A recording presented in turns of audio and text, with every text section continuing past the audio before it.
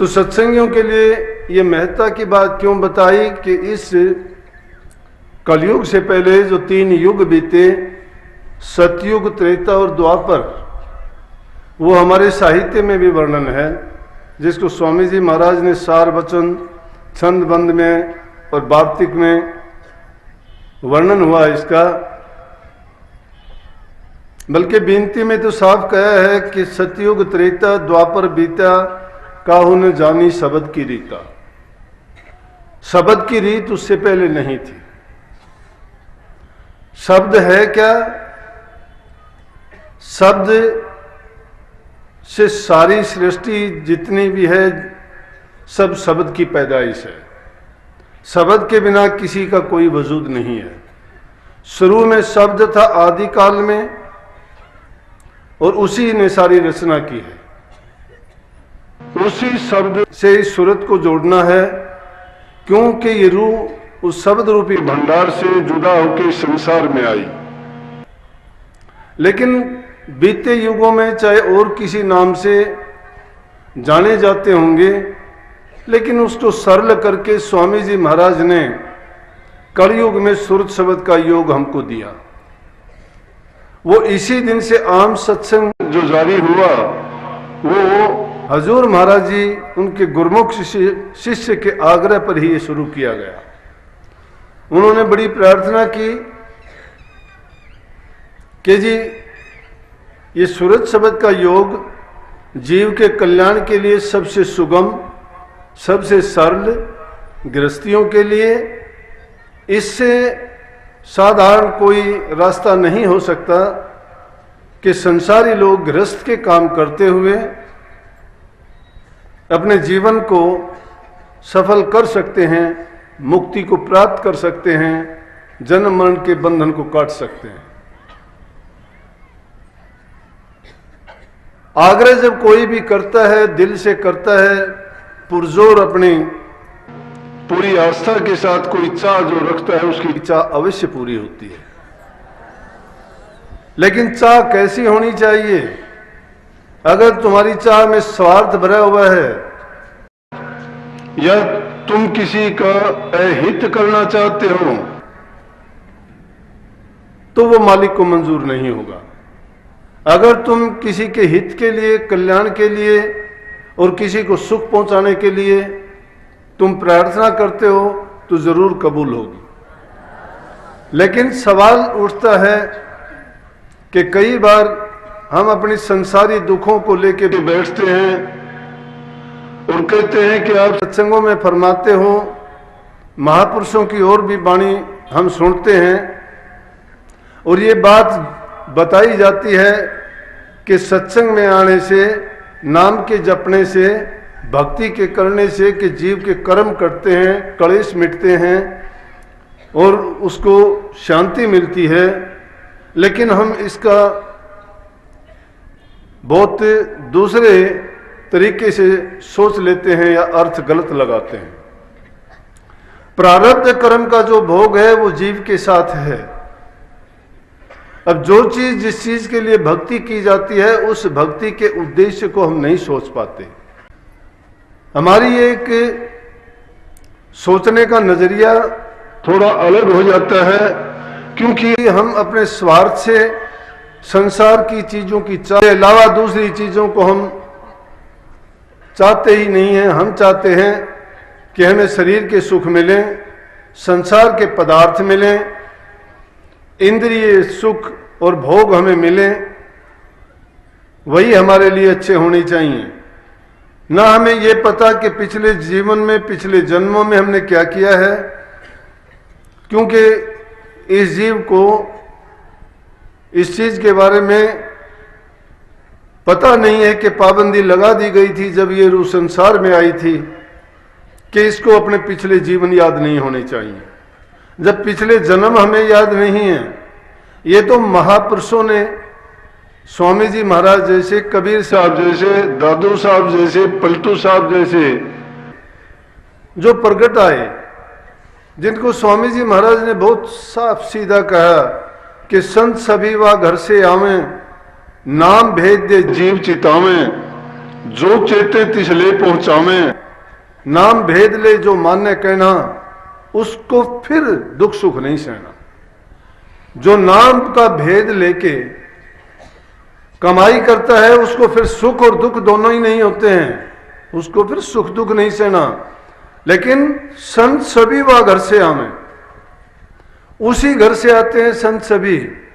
किस लिए आते हैं? संसार के जीवों को चिताने के लिए। तो इसलिए उन जीवों को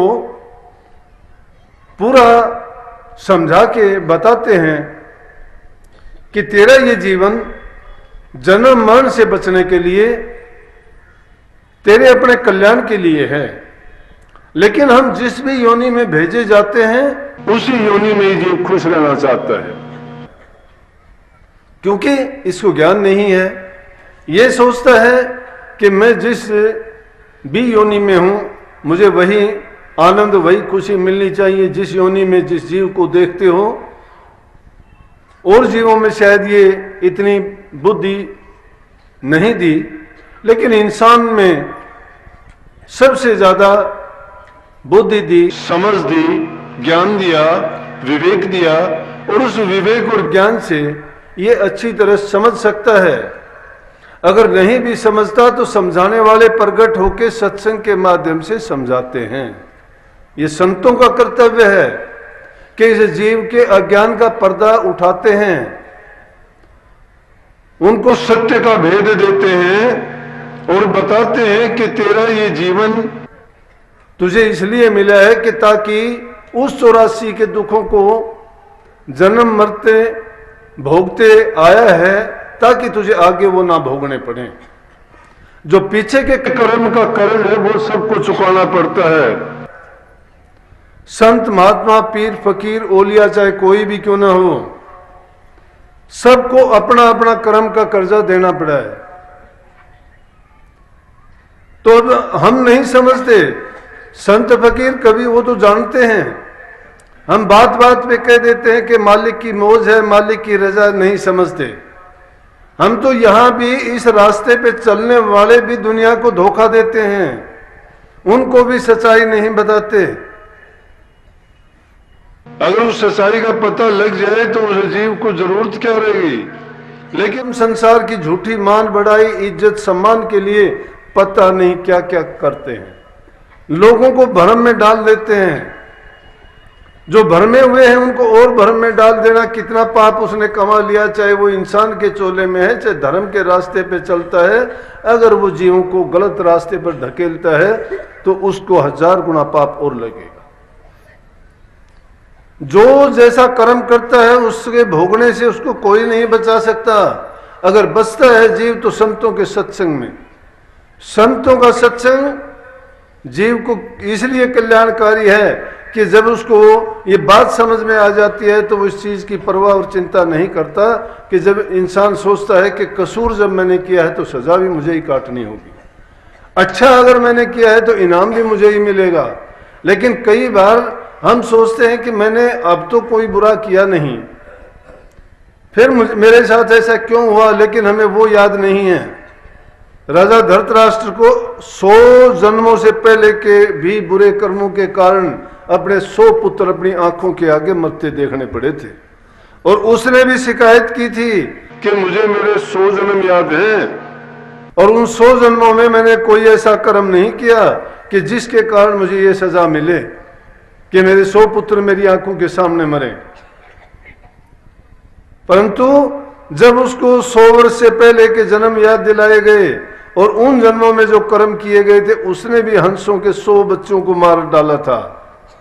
जब उन 100 बच्चों का भक्षण उसने किया था, उसी का पाप 100 वर्ष के जन्म के 100 जन्मों के बाद भी अपने कर्म को भोगना पड़ा। तो कबीर साहब कहते, कबीर कमाई अपनी व्यर्था कभी न जा, 4 युग चाहे बीत जाओ और फिर मिलेगी आ।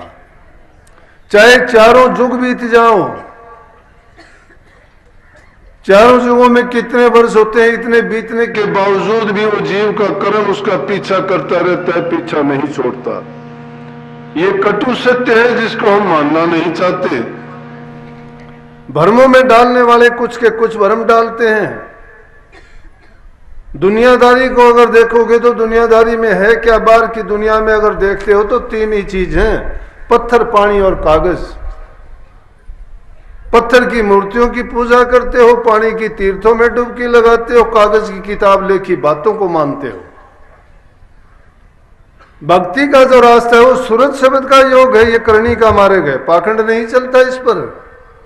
इसको अपनी रूह को ऊंचा उठाना होता है।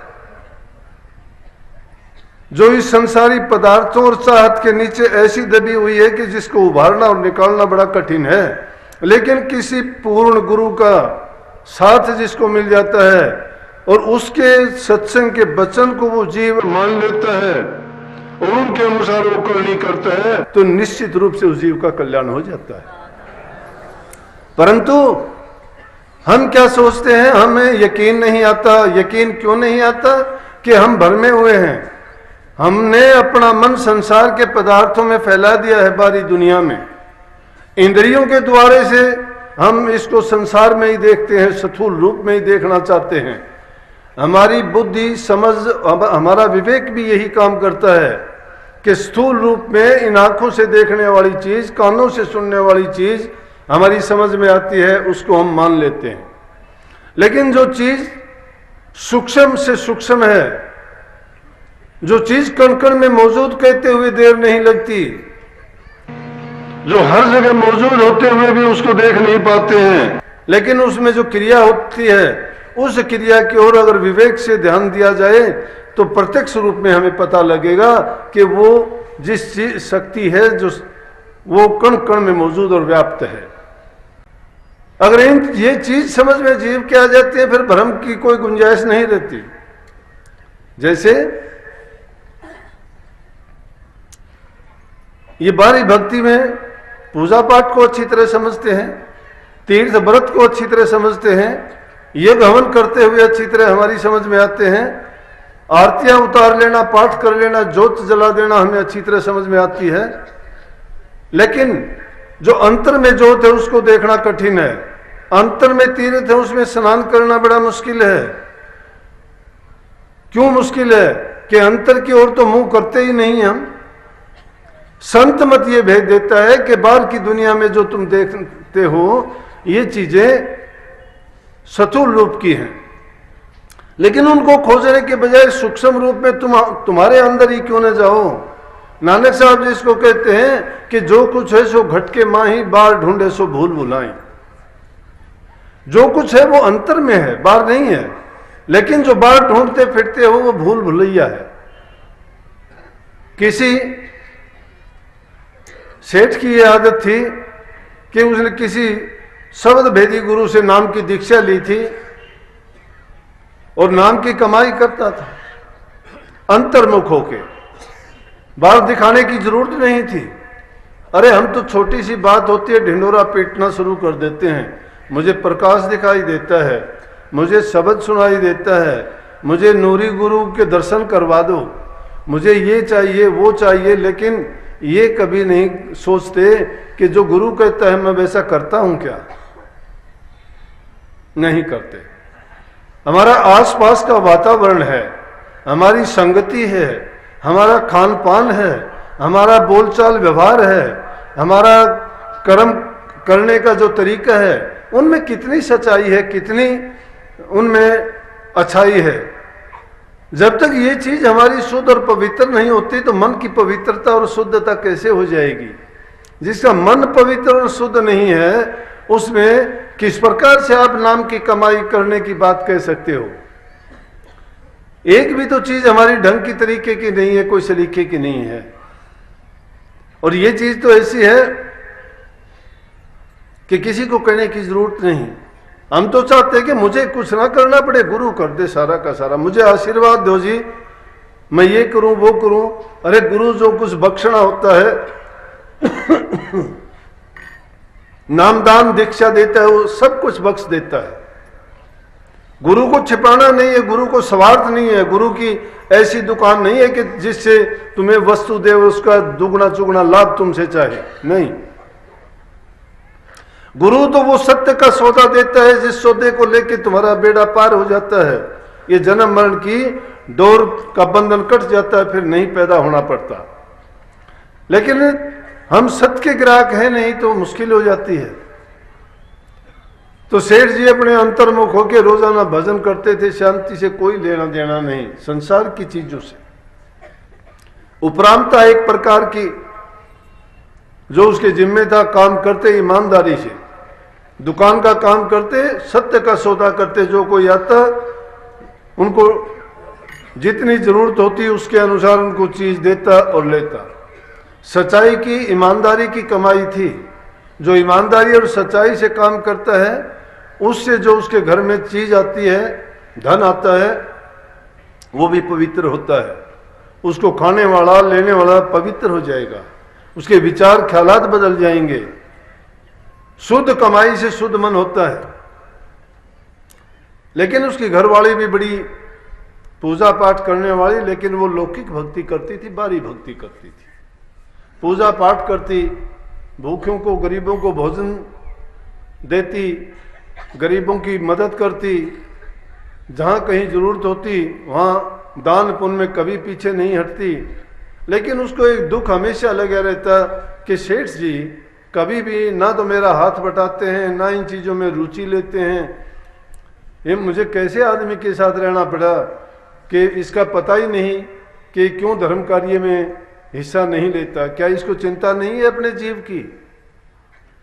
जिसको खुद के जीव की चिंता नहीं, दूसरा कौन चिंता करेगा? इसीलिए तो संतों का एहसान मानते हैं कि संत दूसरों की चिंता करते हैं। वो चाहते हैं संसार के जीव सारे संसार भवसागर से पार हो जाएं, वो इस जन्म मरण के दुखों से छूट के उस निज घर में वापस पहुंच जाएं ये रूहें।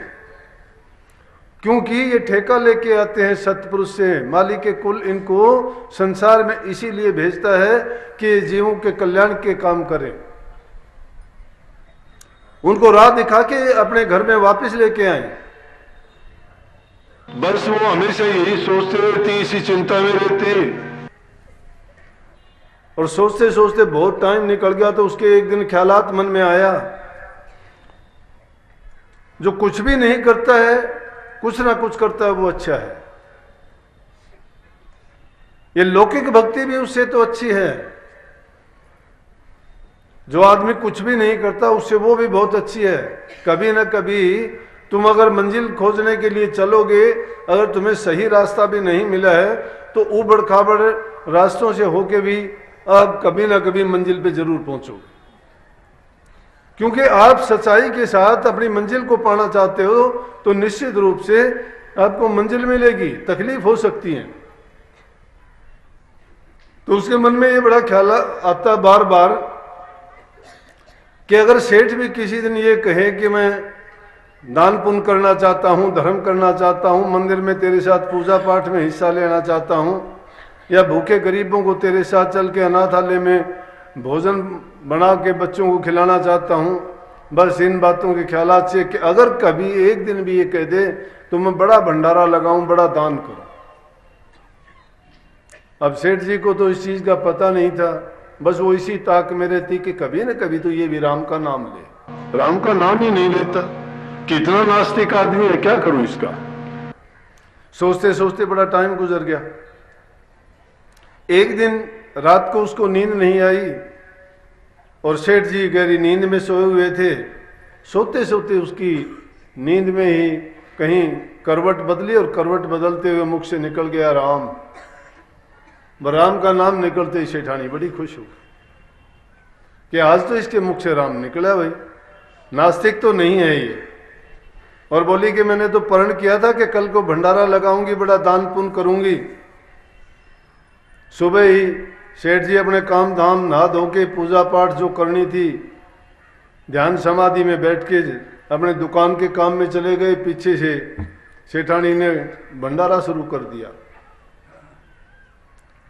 लोग उनके घर की तरफ जाते, भोजन जीम के जाते कि सेठ जी आज तो कमाल कर दिया, आपने भंडारा दे रखे, आप दुकान में बैठे हो।